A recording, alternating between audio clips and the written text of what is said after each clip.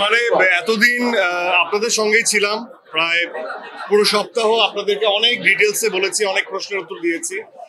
আজকে আপনারা হয়তোবা সেলিম ভাইকে পেয়েছেন, সো কিছু বলার নেই। আপনারা সবাই দাগি এক্সপিরিয়েন্স করেন, আজকে একসাথে আমরা দেখব এবং আপনাদের ভালো লাগা মন্দ লাগা, আলোচনা সমালোচনা সবকিছুই আপনারা এখন নিজেরা দেখে নিজেদের মন্তব্যটা দিবেন, এটা আমি আশা করি। আর আমি বরাবরই বলি যে একটা প্রোডাকশন এটা কারো ব্যক্তিগত বা একজন ব্যক্তির শ্রম না, it's a total team effort. এবং প্রত্যেকটা মানুষ, আপনারা ইতিমধ্যে পরিচিত হয়েছেন সবার সাথে। পর্দার সামনে আপনারা যতজন মানুষকে দেখেন তার থেকে 10 গুণ 20 গুণ মানুষ পেছনে কাজ করে। আমার মনে হয় যে তারা কেন কথা বলতে পারে না সেটা আমাকে ভাবায়, তো আমরাই সবসময় কথা বলি।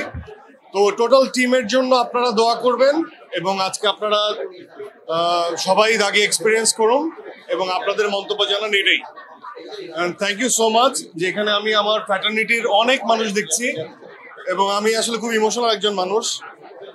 এই যে ঈদের আমেজ এদেরকে দেখে আরো দ্বিগুণ হয়ে যাচ্ছে, তো থ্যাংক ইউ সো মাচ। না, এটা হিসাবটা খুব ইজি, অ্যান্ড 3, 4, 12 মাস। তো আমার তো দরকার হবে না এক সিনেমার সময় আরেকটা সিনেমা নিয়ে ভাবতে। না, এটা আমি আমার ইনস্টাগ্রাম ফেসবুকেও আমি পোস্ট করেছি।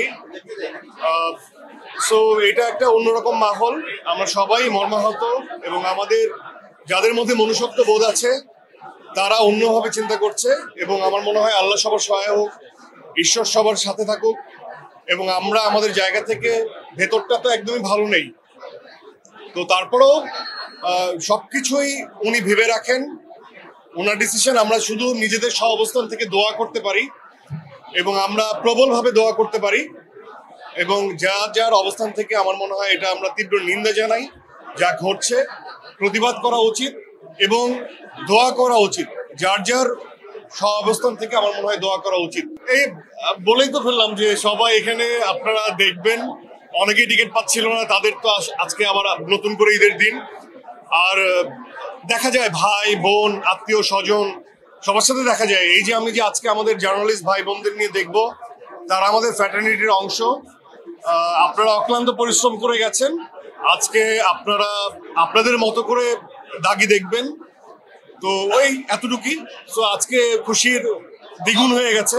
আমি সবসময় আমার ছবি যখন দেখি আমি তখন দর্শক হিসেবেই দেখি, আমি কখনোই একজন অ্যাক্টর হিসেবে, আমি কখনোই এডিটিং প্যানেল হোক আর সেটা সিনেমা হল হোক, আমি একজন অ্যাক্টর হিসেবে আমি দেখি না। আমার পয়েন্ট অফ ভিউ সবসময় দর্শকই থাকে।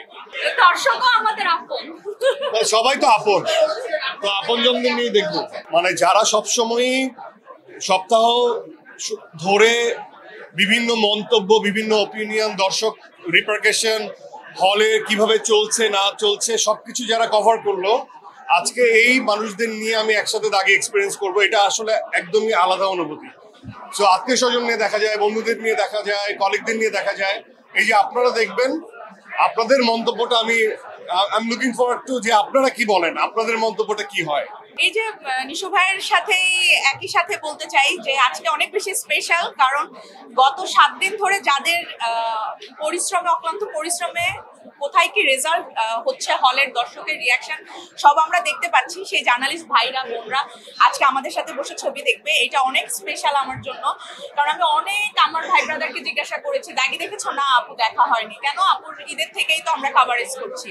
তো আমার মনে হয় এটা আজকে আরেকটা রকম ঈদের আনন্দ, যে সবাই একসাথে বসে দেখবো। এবং আমি রনি ভাইয়া, সারিয়া শাকিল, নিশো ভাই, আমাদের শিয়াব শাহিন ভাই, সবাইকে থ্যাঙ্কস দিয়েছি। আমি আজকে ক্যামেরার সামনে স্পেশালি আরেকজনকে থ্যাঙ্কস দিতে চাই, যিনি আজকে এখানে আছেন, আমাদের মনিদা। তো এই আমাদের পুরো টিম আসলে। সো আজকে আমাদের পুরো টিম আছে, পুরো টিমের সাথে আপনারা ছবি দেখবেন। আপনাদের অসংখ্য ধন্যবাদ এবং enjoy the film and enjoy the movement. Thank you. Being a মুসলমান, আমার চোখের সামনে একজন মুসলমানকে আমাদের এত নৃশংসভাবে আসলে মেরে ফেলা হচ্ছে, এটা কখনোই কোনোভাবে আনন্দেরও হয় না, এটা সমর্থনেরও কোনো বিষয় না, এটা একমাত্র একটাই বিষয়, প্রতিবাদ। তো আমি তীব্র নিন্দা জানাই এবং আমি লিখেছিলাম আমার ফেসবুকে, যেটা গোটা বিশ্বের মুসলমানদের জন্য আসলে শাহাদাত বরণ।